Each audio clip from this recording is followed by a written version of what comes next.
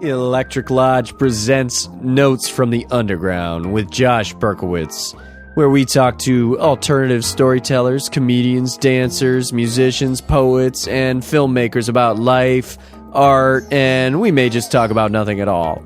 Recorded live from Soul Journey Studios in Venice Beach, California. Cool.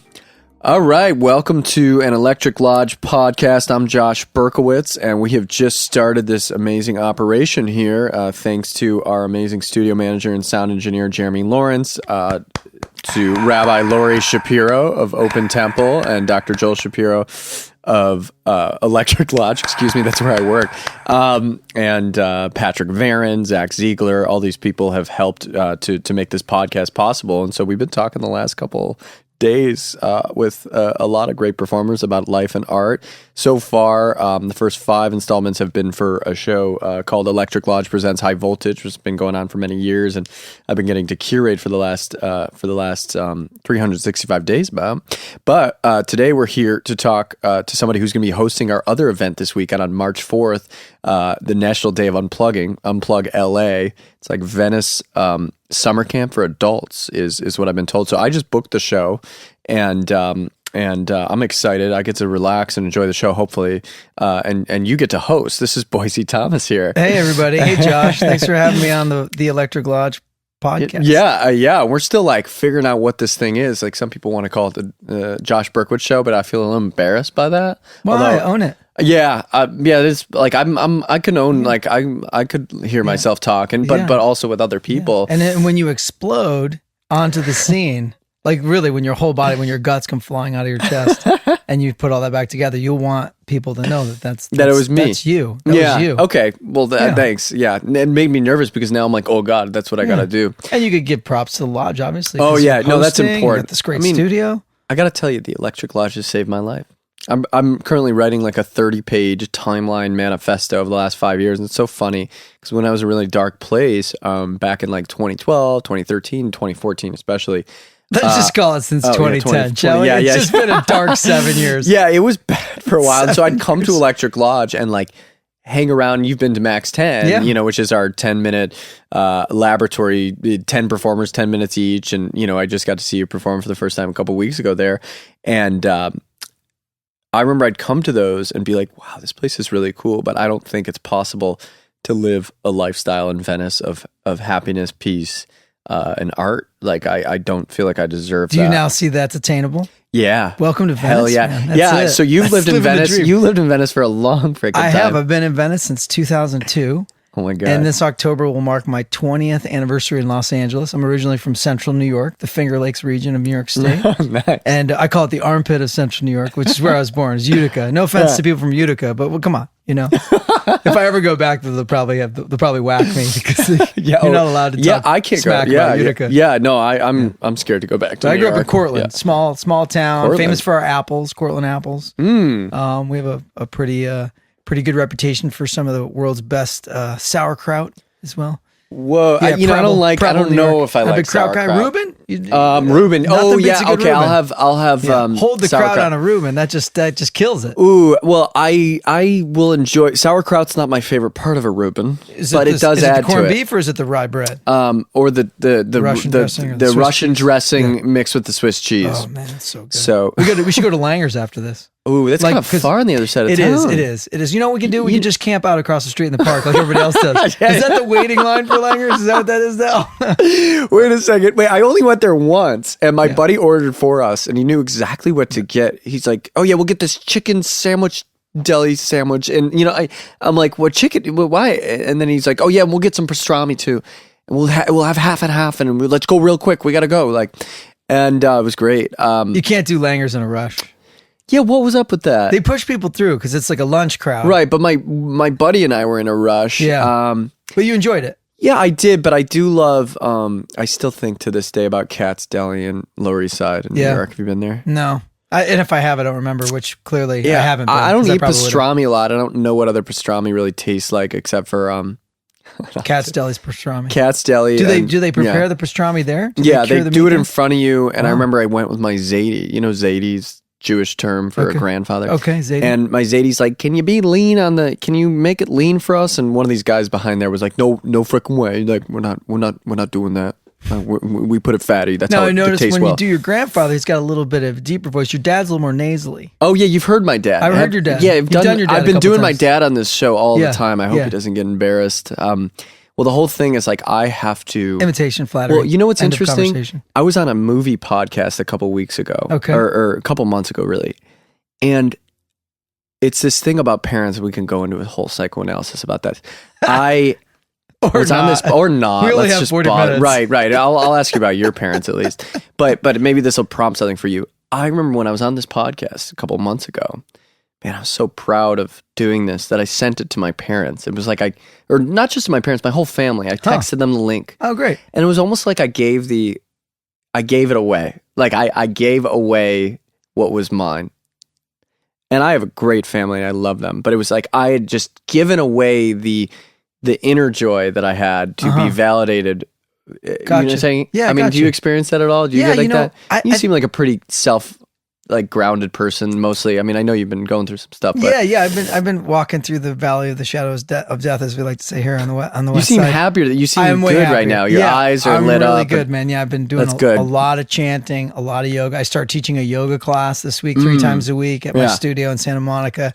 Monday, Wednesday, Friday, 7 a.m. So I'm getting up earlier. I'm going to bed earlier. Yeah, I got to come to that. Yeah, it's good. It's a fun class.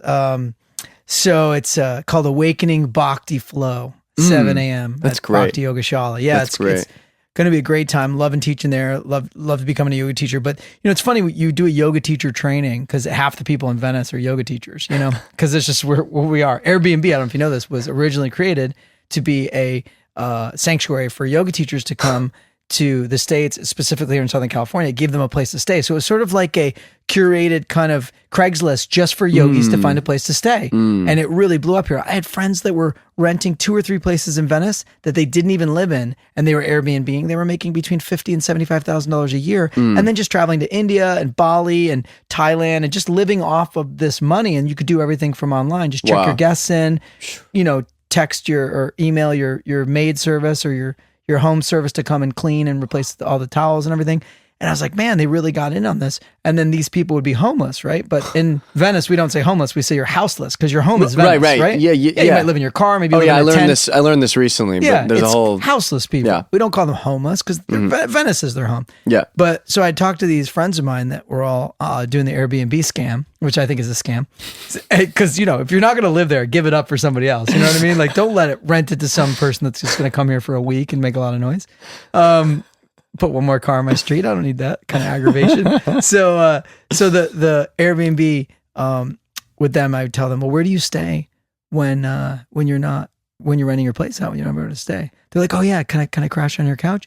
I'm like, are you going to give me any money? You're just going to sleep on my couch because you rented your place out, and now you're going to go to India in a month for a month or something like that. I didn't quite see how that was. So these people would tell people, instead of saying I'm couch surfing, which has a negative connotation, or saying I'm homeless, which then creates a whole nother concern set of like, oh my God, you're living in your car. Can I help you out? Here's $100. Like, what do you need? They would say, I'm on tour. That's what they would say. So in Venice, if you ever meet somebody who's not a musician or not a yoga teacher, and you say, so what are you up to? They say, oh, I'm on tour. Chances are that's the terminology for somebody who's basically couch surfing because they're renting their place out. Wow. And you can get, my neighbor gets $180 to $250 a night for a little 300 square foot garage in his backyard on Airbnb. And I can rent my place probably for like $500 for a night over the weekends. Like, it's a fully contained house with a yard and bikes. I should start doing that. You should start doing that. It's a racket, and the city's going to start cracking down on that. I can't believe that this podcast has devolved into me talking about Airbnb, but I'm sorry, everybody, for listening. What's amazing, you and I, it's funny because the first couple of times we met, I think we were like shocked by each other's energy because we're similar. We're rare birds. Yeah. Not a lot of people go Vada like we just, do. Whoo, yeah. We can just go. People don't understand how many calories it takes to be this awesome 24/7. I just had 2 slices of pizza. I'm going to be hungry in 20 minutes.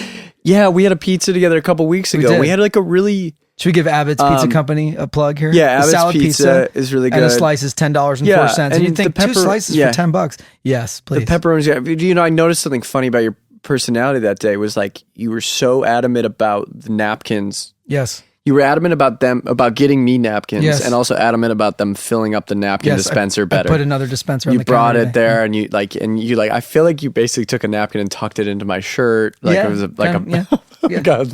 wiped a little sauce off your beard. And I could have sworn you literally and you brought me my drink and sat me on my chair. What it's something in your personality that's really caretaker maybe? Yeah, I'm very caretakey. And I'm learning how to do the self-care thing. This is the big break open that 2017's been for me. I'm learning to feed myself first. I've always dated women that are foodies or chefs or restaurant owners or women that just love food. It's got to be expensive a little bit. It is. I have expensive tastes in women because they're expensive. I'm not expensive. Look at me. I'm pretty as low to the ground as you get. I'm a hippie. I sleep in my backyard if it wasn't raining all the time right now. Yeah. But I'm pretty low to the ground when it comes to things. I don't need things. I'm not a consumer. I like to do everything on the simple. Yeah. But the women I choose, you could put 3 handbags in front of them. One could be like a knockoff for $50. Yeah. Another could be a $500 handbag. And the other one could be from some back road and small town in Italy that was handcrafted and it's $1,800, and they would pick that one every time. So I haven't met the women you've dated or the woman you're currently dating or anything like that, but you like a really good looking woman. I love beauty. I'm a Libra. Yeah. I love balance. I love symmetry. I don't know if you know this. You have good symmetry to your face. Oh, you think so? Yeah, you do. Your nose is straight. Got a good strong nose. Yeah. The beard, you're keeping that it looks wild, but you're keeping it trim enough where it doesn't look like you just went rolled to a barber. out of an ashram or something, or a kibbutz or something. I just went to a barber last week, and I wanted a beard, but a little bit trimmed. Yeah, a little trimmed. It looks good, and your eyes, everything on you is symmetrical. So there's you too. I was noticing you got a nice face too. We should just follow each other around and compliment each other all day. So that's one of the things that I've noticed being an actor for 17 years here in LA is that you can have perfect symmetry and be really beautiful and easy to look at, which is how I usually select my female partners, because I love to look at beautiful things. And honestly, I don't even really need to have any intimacy or physical intimacy with you, because I just like with you. I have love for you as a brother. I don't go with dudes, but I could stare at you all day because you have good symmetry. You're easy on the eyes, I like to say. You know what I mean? And people then often associate that with flattery or narcissism or kind of dismissing people that aren't attractive. Right. And it's not, everybody's got a quirk. Everybody's got good eyes, good teeth, good butt, good legs. Everybody's got a quality. We got to talk about this for a second. Speaking of Abbott's habit. Yeah. What do you think came first? Abbott, how the women on Abbott Kinney are just ridiculous, or everybody who walks on it. Yeah, anyone in Venice basically is ridiculous. I saw a woman coming out in her nightgown today to pick up her cat, and she was probably 62 years old, and she was banging total guilt. Right. I was like, oh my God, I want to get her number. I think I saw a 71-year-old the other day that I was like, wow. She's smoking. So California. What do you think came first though? Because there's this whole gentrification thing. I don't want to get into it right now, but But what do you think came first? The Abbott Kinney being chic, or the good-looking women or people coming first, and then the street got I remember fancier? The very first Abbott Kinney Street Fest I went to was in 1999. And I remember all the women on the street were the type of girls I would hit on in Boulder, Colorado. They'd have Birkenstocks on and a flowy dress, and you couldn't quite tell what their body looked like, and you could smell them a half a block away. It was either patchouli, BO, or a mix of both. And it was Venice was my kind of town, And now it's oh my God, what is that smell? And I turn around and there's 3 women with 4 different types of noxious product on them. Their hair stuff, their makeup stuff, the musk, and then the animal leather on their jacket. And it's they're this wafting VOC cloud of death that's just coming in my direction. I think Venice came first, and then the women followed. Yeah, that's so interesting. You and I both, in our own ways and together, and also just our own projects, are trying to fight to keep old school Venice alive, or get with the times, but also just keep. I'm always in it. As much as I love being here all the time, I'm always anxious. Not because it's an anxious work environment, but I'm anxious that of holding on to the last, it's the last breath. Oh man. Yeah. You feel that? I do. Okay. It's terrifying. I don't know if the viewers know this, but we have a newspaper here called LA Weekly. It comes out every Thursday.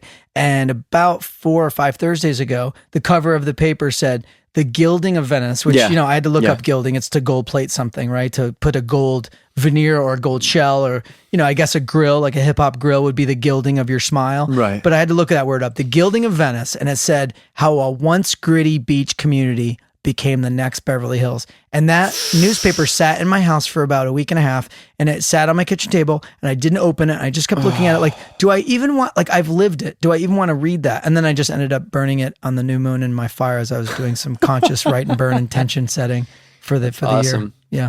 God. So I couldn't even go there with you right now. I just know that times are changing, and you say the same thing about Greenpoint and Brooklyn and how that's changing. Yeah, I remember. Yeah, I lived there. Yeah. Yeah, I mean, the one stat I will give our viewers, just to keep it on a reality check for those of you listening outside of Southern California and in the world. If you're listening outside of the world, congratulations. Don't come back. It's a shit show down here.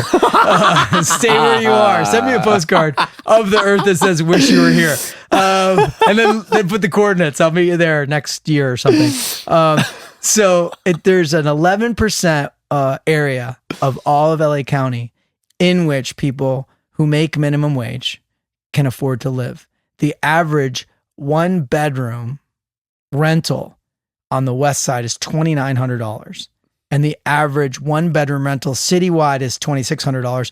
I have rent control. I pay less than $1,500 a month, and I got a great spot. But again, I've been here for a long time, and I'm noticing Snapchat. Right after this, I'm going to a protest for Snapchat. Against Snapchat. Against Snapchat. Yeah. They've bought 32 properties that are listed in the ownership of the Snapchat group. The thing I'm mad about is they cut down this tree that had a bee colony, because I'm a beekeeper, and there was a bee colony of 22 years these bees had been in this tree. Not only did they cut it down and not get the bees out of the tree, but they poured cement into the hole of it just to make sure the bees were dead. And that's illegal. 2, that's not a good neighborly thing to do when you're moving into a neighborhood. 3 is the guy who owns Snapchat, never met him, don't know anything about him, other than he grew up in the Palisades, and he's got this $1 billion company that all these young kids are using in spite of not wanting to be on Instagram or Facebook because their parents are there.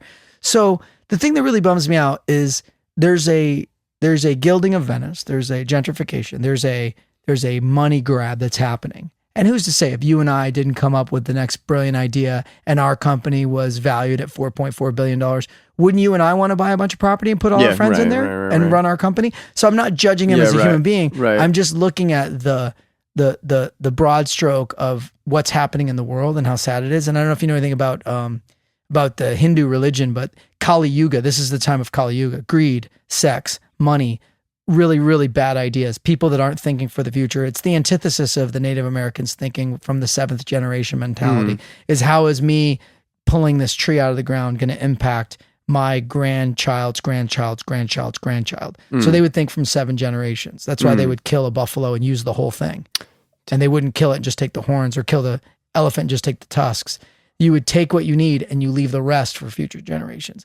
And that's the thing that scares me about the time we're living in. It chokes me up a little bit. But yeah, enough about that. I mean, I could get on my soapbox about that, but right. I mean, you have a lot to you have a lot of knowledge, and I appreciate it. Yeah, and I love this community, and I have a lot of knowledge about this community. Yeah. And I'm passionate like you that we keep the heartbeat of Venice alive, because just like any gentrification 101 manual, they move here because it's hip and cool. Yeah. And then they gentrify it, and it loses what made it hip and cool, and then it becomes kind of douchey, and then all the artists that made it hip and cool to start with don't even want to be here anymore. So that's the part that I'm trying to keep. I'm trying, like you, trying to foster, nurture, feed, and cultivate the art scene that's still relatively underground. How did your show go last Thursday? I wish I could have made it. Yeah, the show's great. So, tell me about, like, you take, from what I know, you take spirituality and comedy, personal growth with ridiculousness of some sort. Yes. Yeah. Because it's all absurd. Yeah. What really made you stumble upon that, or kind of deliberately just start doing that at a certain point? Yeah. Well, the show we can get to in a moment, but what you're asking about, the fusion of my spiritual guru, which I've had since 1999, his name is Osho. Oh, Osho. Man, so he's a wild man. This Indian cat, his 2 favorite things were sex. He was, he was the guru in the 70s that encouraged all of his devotees. They'd all wear orange and they would all have sex with each other. The orange people. The orange people. Yeah, actually, my guru for a while was an orange person. An orange person. Yeah, good. Yeah, so good. Bodhisattva Sri Swami Pramadaya. I've already brought him up twice today. You know who he is? No, I've heard of the name, but I couldn't put him out in the lineup. He's interesting. He made a prophecy in 2011 that 2016 the U.S. would go fascist. And now we have another orange person in office. It's crazy. Isn't that crazy? The wrong kind of orange person. Yeah. Oh my God. Oh my God. You can see where he wears, we won't mention his name, but you can see where the POTUS wears the little sun tanning glass eye protector. It is wild. You can does he know that he does this? I don't think he knows he does anything. I think he's just I think he's like a swarm of locusts just chewing all the leaves off the trees. I think he's just going to continue to just devour. There was a moment though with something he said recently where he's like, nobody could have known that healthcare would be so complicated. Like where I thought it was a moment of vulnerability where he realized he was neck deep and that actually he would have to do something. Yeah. I heard 4 days after he got elected, he had 4,000 positions to appoint, and somebody caught him saying this and it made it out to the press that he said, wow, I had no idea this job was going to be, I didn't no idea how hard this job was going to be. I'm like, really, dude? Like, that's well, I just hope he gets tired. Like after he got elected, and he had that meeting with Obama. I don't know what his mood was about, but he seemed like tired and humbled. He did. And he was more presidential when he accepted and shook Obama's hand than he was at any other time. Yeah, he had this nodding look on his face, like he was listening. Yeah. Like whether he was or not. I don't think he knows like when he's what it is. Like he doesn't know he's being evil. Like sometimes. And then other times he totally knows and he's doing it on purpose. All the scriptures say, right? Forgive him for he knows not what he does. Like, so I think we're all learning how to forgive, how to have compassion, and to see the ugly mirror of the mental health of our society. We're a sick country. Yeah. And absolutely. I was just watching some clip of him yesterday, and I looked at my buddy who's staying with me. He's a yoga teacher, travels around the world, and he's passing through LA. He's crashing on my couch, and we've been having lots of good times together. And we watched a little clip, and I looked at him and I said, this guy's our president. Like, this is how sick our country is. And we should talk about this now because in a couple of years, they'll probably lock us up for saying stuff like this. So at least we can note that this podcast was recorded on February 28th of 2017. I mean, it is pretty, right. Yeah, absolutely. Yeah, great. Can we put a timestamp on this, right? It is interesting. I mean, the resistance is strong. Yeah. And I don't think, luckily our system that we have in some ways, I think is enough to fight against him. Yeah. I still haven't read the Patriot Act. One day, those 1,000 pages, I'm going to find out what we actually did pass. Yeah. But, I'll probably read that in prison when I get arrested for protesting. Oh my God. Right. I mean, it is funny I mean, it's scary, man. I mean, but with all that said and all the stuff you were saying about, Venice, that's a bummer. Yeah, orange people. Right. Osho. Orange people. We'll get back. Oh, yeah. We'll Osho. I mean, I was pretty into Osho for a while. His old books are pretty. His very first book's called The Mustard Seed. It's the teachings of Jesus the Christ. And then he wrote a book called From Sex to Superconsciousness. And this was about the energy of sexuality, tantra, and how we're all born from the seed through a human male and a human female having a copulation. Right. And the sperm and the ovum, and then biology 101. Yeah. Life happens. And then in my particular spiritual view of being human is we have a moment in zero space where you're hovering above the earth. I actually do this little meditation. I do it as a stand-up comic. I can do it right now for you and your listeners since they've been so great listening to Attention Span Theater. You're listening to Attention Span Theater with Josh and Boise. Stay tuned. They will make a point in a moment. After these messages, orange people, blah, blah, blah, gentrification. Right. Oh my God. They're like spinning because you and I talk so fast. We do. I feel like when you talk fast, though, you have more information implanted in your... Mine's like a psychoanalytic self-reflexive. I like the way you talk, though. I talk fast about self-reflection. You do, but it's like a long, slow breath. I talk I talk like a panting sprinter. You talk like a yogi that's trying to make his last breath last. Yeah. Wow. Little piece of yoga advice, and then we can come back to the other thing that we forgot we started. So the yogis believe that you only get a finite amount of breaths, and if you were able to count your breaths, you could actually figure out how many breaths you had. Everybody has a number of breaths. Let's just say for sake of 1,000, you get 1,000 breaths in your lifetime. The yogis believe if you slow your breath down, you actually extend your life. So what a lot of the yogic practices do is just to tell you to slow your breath down. And if you're like Captain Cook, discovered, finger quotes, I got the finger quotes going right here, discovered the Hawaiian Islands, the Cook Islands, they call them the Howleys in Hawaii because Haole means he without breath. So the white man speaks with a shallow breath. We don't breathe very much, myself included. So this idea of breathing, your psychoanalytical banter or the way you you wax poetic with words is more of like a long, slow breath where I'm like, oh, where's this going? Mine is like, sorry, everybody, keep up. I'll meet you on the corner. You are really fat. It is like hard to keep up with you. That's the experience I have with me too. Yeah, do people give you feedback about that? They do. You're very exciting to be around. Yeah, psychiatrists tell me I'm bipolar. Right, we've talked about. We both got the diagnosis. I think it's a gift, man. I think we have a gift. We have a gift of having a hyperactive brain that's constantly ensconced either in creative mania or in delusional depression. So the rub is getting to the middle and being able to navigate from the mood in the middle on the spectrum, right? And that's where, we've had some conversation in the last 60 days about that. That's where I'm finding myself these days with the show and with my comedy, and why I'm merging spirituality with comedy, and Osho being like the OG spiritual stand-up comic, because he just loved to tell jokes. Well, didn't he got really rich at a certain point. Well, what happened to him? Here's what happened. Peter Jennings interviewed him on ABC News in 1984 after he came out of silence. He was in silence for about 1,500 days. Oh my God. Yeah, for about 4 years while they were doing this ashram up in Oregon. Yeah, right. Yeah, a lot of people knew it as the Rajneeshis, or the Rajneeshpuram. So when he came out of silence, Peter Jennings had a couple questions for him. He said, one of the questions we often ask ourselves when we look in your direction, this man had 100 Rolls Royces and was always pimped out and like bling. And they'd ask him like, why are all your sannyasins, your devotees, your orange people, why are they all rich? And he said, well, in the world, when you've attained all the physical wealth and riches and acquisition of all the material things that a human being can have on earth, to say, I've made it, look, I've won the game. I have the most stuff, or I have the best stuff.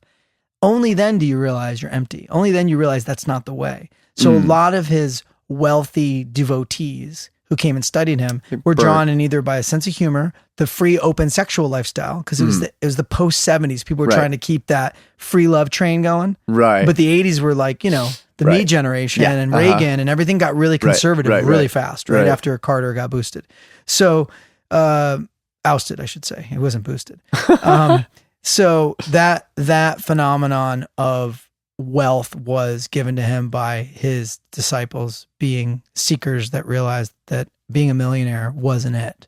So they denounced a lot of their stuff and gave a lot of it to him. But then he just spread the wealth around and didn't ever actually own anything. There was nothing in his name, but he would always sign his signature, by the way, whenever he was in U.S. court, and they banished him from the Kingdom of America and all this, because he was a threat. Because he was a threat to our way of life. Because he was all about share. Everything's everybody's. Nobody owns land. Nobody owns the earth. It's all of ours. And they didn't like that at all, right? Reagan and Haig were like, we got to get this guy out of here. Yeah, wow. So he signed George Washington was a signature for everything. So he was that kind of prankster. He was wild. I mean, there was some video I watched of him where somebody was at, a couple different videos where they were like, somebody was like, what do you think about Mother Teresa? And he's like, Mother Teresa should jump in a lake. And they were like, excuse me, Osho, that's not funny. And he's like, oh.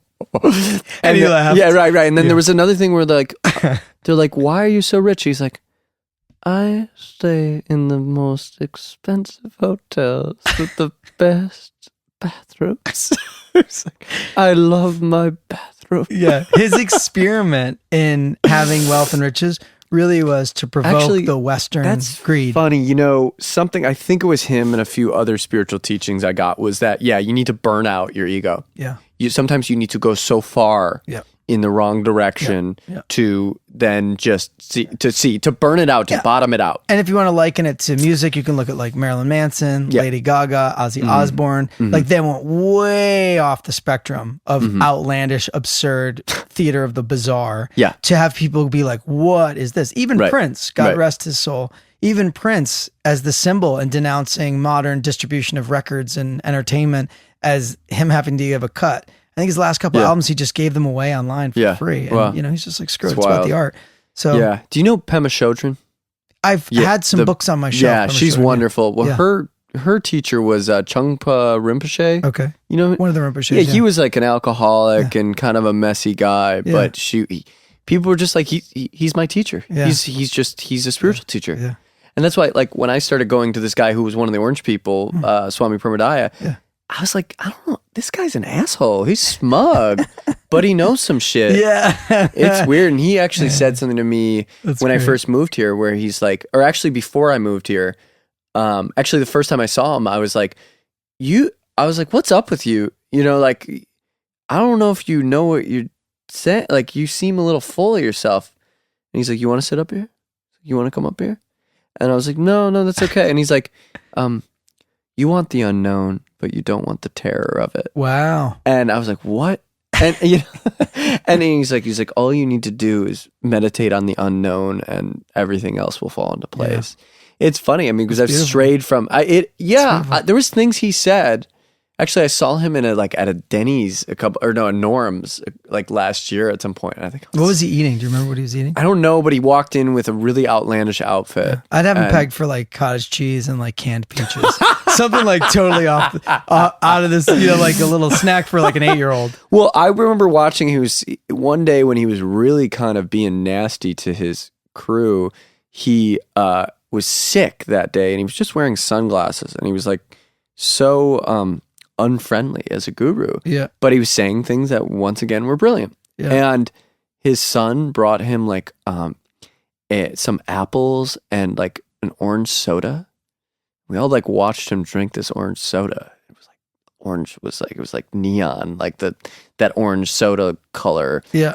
And I was like, man, like I'm hungry, like, or I'm thirsty.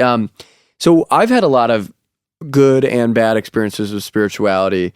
So, I'm just curious, what your, what is spirituality to you? For me, it's a great question. For me, it's trying to locate a power greater than yourself, outside of yourself, but something that really comes from within. And it's a dance, because like you talk about these gurus and these teachers and the ego and how we get provoked by them and how they get annoyed by us, and and all the things that Osho would say. And, even I wish I could have met Jesus the Christ, because, if the guy was here for real, it was over 2,200 years ago. Yeah. And if that really happened, the people who wrote the story about him, that was their human interpretation that was scripted. And then we had to wait 2,000 years to get that version. Right. So the version we have, like whether it's King James or the traditional, whatever the Bibles are, I don't even know them. I'm over my skis at this point. Right. My grandmother taught Catholic school for 45 years. Wow. And what I know about her is she had a faith and a trust and a surrender with this finger quotes notion of God or spirit or source or universe or whatever it was. For her, it was God, it was Christ. And as a Catholic. And for me, I watched that. My mom didn't know nuns had ears or feet until she was like 16 years old. She thought they hovered on their faith, and she thought they heard everything because their habits were like antennas to God. And my mom ran into one of the nurses one of the nuns at the farmer's market, and she ran home to her mom and said, my grandmother, and she said, Sister Mary Catherine has ears and feet. She's like, well, of course she does. She was out in her sweatshirt and her jeans. And my mom was like, this shatters everything. And that's when my mom turned to like, wait a second, what am I being taught in spirituality? So my mom raised me out of that upset at age 16, where this isn't right. This doesn't fit. Something's not right here. I was given free, a la carte to just figure out what I wanted. And I didn't really come home to spirituality until I started meditating in 1999. I was 20 something. And I basically was like, okay, now I get it. And I just become a massage therapist. I started to dabble with Tantra.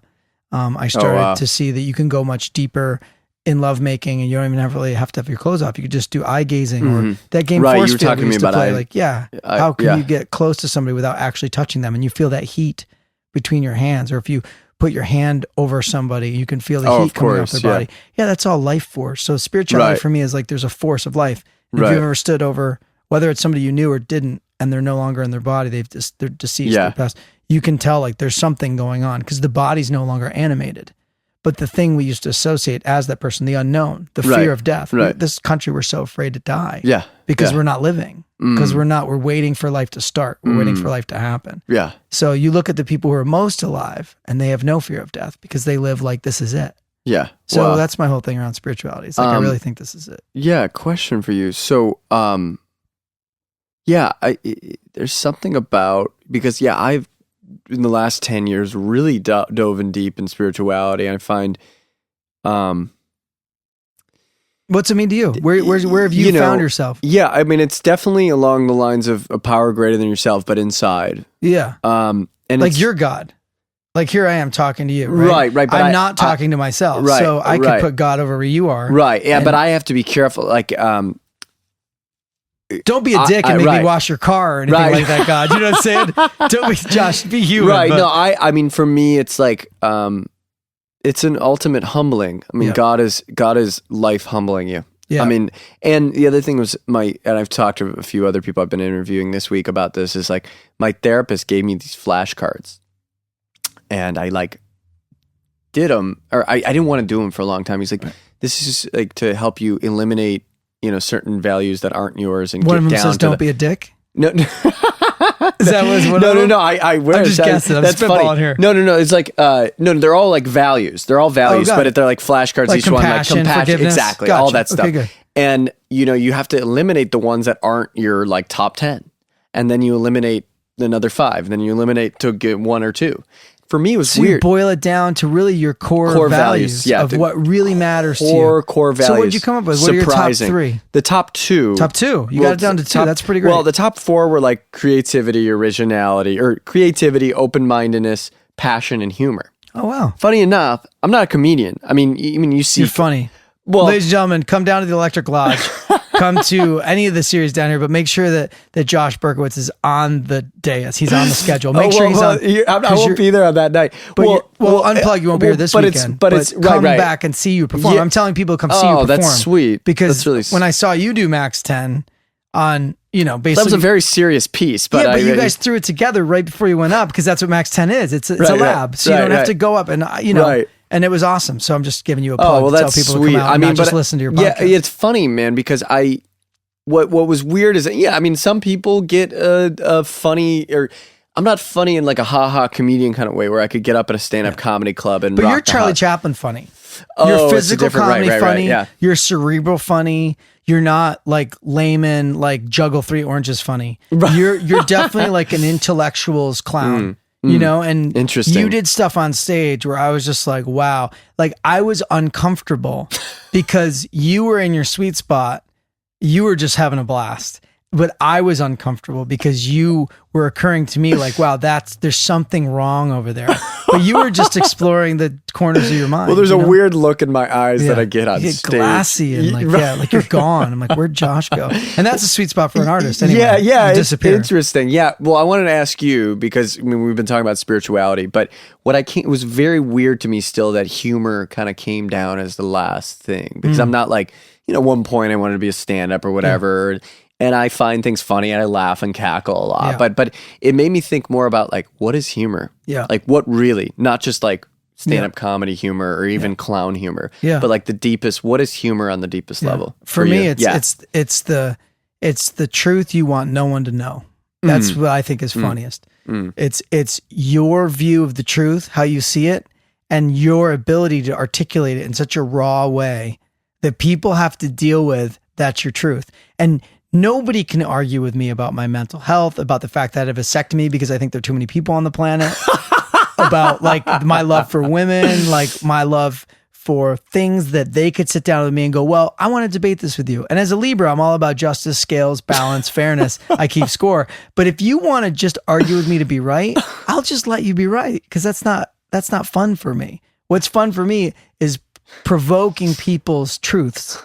And then having them walk away going, you know what? I didn't like that guy. I thought he was offensive. His humor's blue. It's kind of a little bit garbage pail for me. But you know what? There's something about him I respect. And what that is that they can't articulate because they either just met me or didn't like my humor is I told the truth. I told my truth. Right. And to me, that's the funniest thing.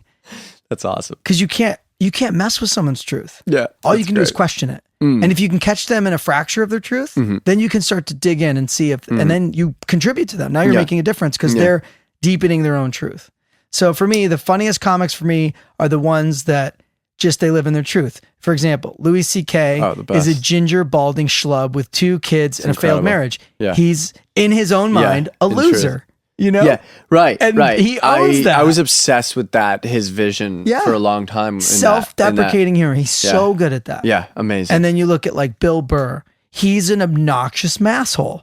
He's just a total jerk. Yeah, and he's misogynistic. He's borderline racist. Right. Even though I think his wife is black. In a time where you do not want to be misogynistic. Yeah, right. He is kowtowing to the thing that we all despise about the white male. And he doesn't care. He's like, oh, get over yourself. Like, you didn't think that first. He hates fat people because diabetes, like, is not a choice. You have a disease. But fatness, like being overweight, he's like, that's a choice. Just put the pie down. God. And he has this whole thing called Walk It Off. It's this new special. Oh, right. Yeah. He's like, look, if you're fat, don't call me telling me I'm being mean to you. Just walk it off. You know? God. So he's got this whole thing. So I think he's brilliant. It's funny. I mean, he pokes fun. It's great. You're really walking an exciting hybrid balance. Yeah. Which I'm looking forward to seeing more of. Yeah. Yeah, we're gonna do some fun things at Unplug LA. Let's plug that real quick. Yeah. So this coming Saturday, I don't know if the podcast will be up tomorrow, so that people have a couple of days. Yeah. So March 4th, Electric Lodge Theater, right here on Electric Boulevard. It's right Electric Avenue. It's right behind Abbot Boulevard, and if you know where Gillina is, it's right behind that beautiful building. The Disco Angel in front, you can't miss it. It's from 7 to 10 p.m. And Unplug LA, we're going to be putting our phones away. It's a movement that started up in Northern California, and it was adopted down here in LA 4 years ago by Lisa. And Lisa's curating it, producing it.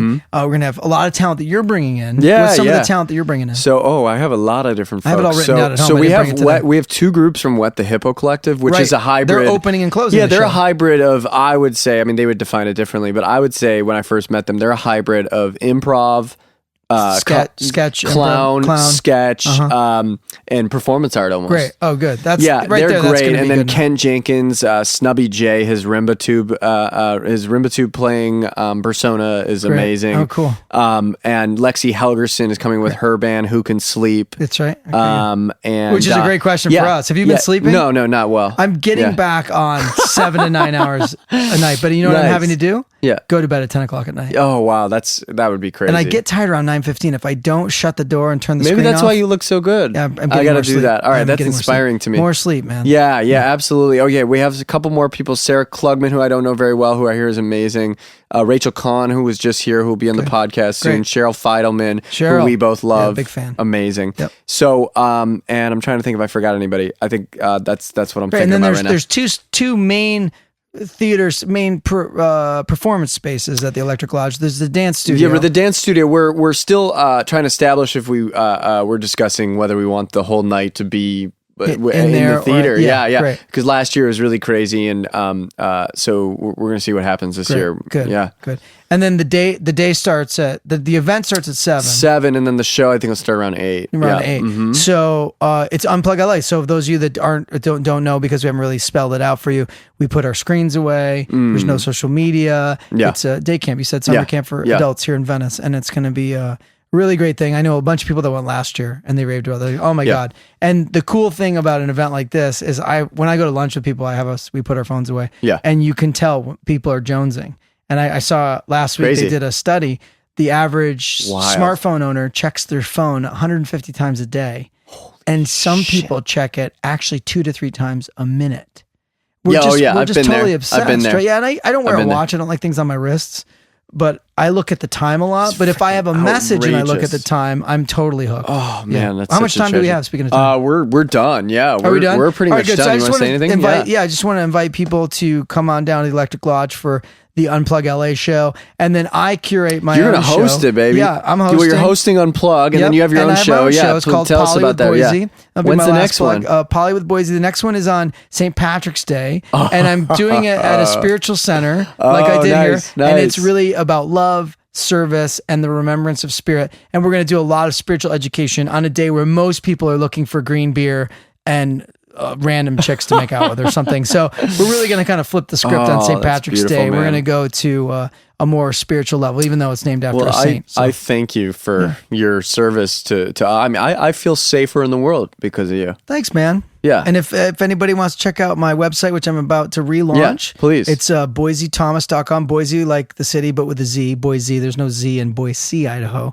but there is a Z in Boise Thomas. So BoiseThomas.com. There's a Z in there? There's a Z in Boise, yeah. Oh, well, no, not the way you spell it. Yeah, Boise. Okay, yeah. Beastie Boys is like, my gotcha. real religion. You want to talk spirituality? Let's talk about Adam and Mike. Yeah, God rest Adam Young's soul too. Yeah. I think it's a perfect place to end, is to honoring rest in peace MCA. That's it. You're awesome, man. So are you. Thanks for having me on the podcast, man. Oh my God, we should do it next week. Yeah, right, and looking forward to Saturday. See you next Tuesday. Awesome, sweet. Thanks for listening, everybody. Sweet. This has been Electric Lodge Presents Notes from the Underground with Josh Berkowitz. We hope you enjoyed and tune in next time. Recorded live from Soul Journey Studios in Venice Beach, California.